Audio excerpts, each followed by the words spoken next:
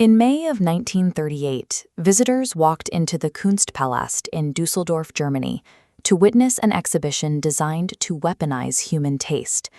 Organized by the totalitarian regime, the event was titled Entartete Musik, Degenerate Music, and its explicit purpose was to put art on public trial.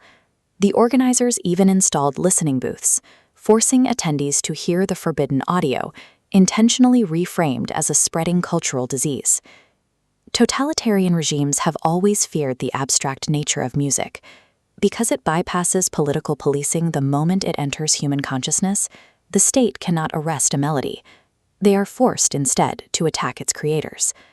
The mechanism behind this purge was the Reich's Musikkammer, the state-run chamber of music. To survive as a working artist, one required official registration. This approval was systematically denied to anyone of Jewish descent, anyone with leftist political leanings, or anyone practicing modernism. The regime was absolutely committed to silencing these musicians permanently. Yet this intense suppression created an outcome the state completely failed to anticipate. By attempting to enforce a pure, monolithic culture, the state's bureaucratic machinery effectively exported the very modernism it tried to bury, dispersing it across 3 continents. The state targeted 3 primary expressions of music. First was the avant-garde. The 12-tone serialism developed by Arnold Schoenberg was viewed with intense suspicion, characterized by state officials as an intellectual subversion of traditional order. Second, they condemned jazz and swing.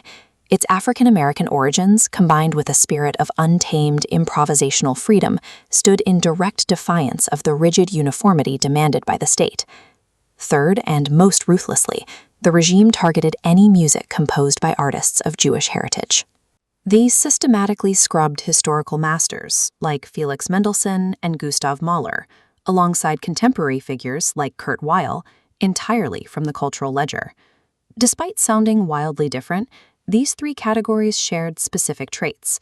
They all represented individualism, pluralism, and experimental thought, the natural enemies of total conformity. This systemic suppression presented targeted artists with a stark ultimatum: accept absolute silence or flee into the unknown. Hundreds of composers, conductors, and theorists abandoned prestigious conservatory chairs and deep ancestral roots. They packed whatever they could carry and scattered. The diaspora flowed rapidly out of Europe toward Great Britain, South America, and prominently the United States. The vast majority of these displaced masters crossed the Atlantic, ultimately converging in high concentrations around American cultural hubs. This migration functioned as the violent, permanent relocation of an entire continent's artistic soul, shifting the center of gravity for Western music away from its historical home. When radical theorists like Schoenberg and Igor Stravinsky arrived in Los Angeles, they brought a new intensity to American universities, establishing rigorous curriculums for modern musical theory. Meanwhile, a distinct cultural synthesis occurred just down the street. Other exiles took the lush, late Romantic symphonic traditions of Vienna and Berlin and injected them straight into the infancy of the American film industry. Composers like Erich Wolfgang Korngold, Miklos Rozsa, and Franz Waxman adapted their orchestral mastery to the silver screen. Together, they directly forged what we now consider the classic Golden Age Hollywood cinematic sound. The sweeping, complex, and grandly emotional scores deeply tied to American cinema were actually born from the trauma, nostalgia, and immense displacement of European exile. In attempting to enforce purity through banishment, the Third Reich accomplished the exact opposite of its goal.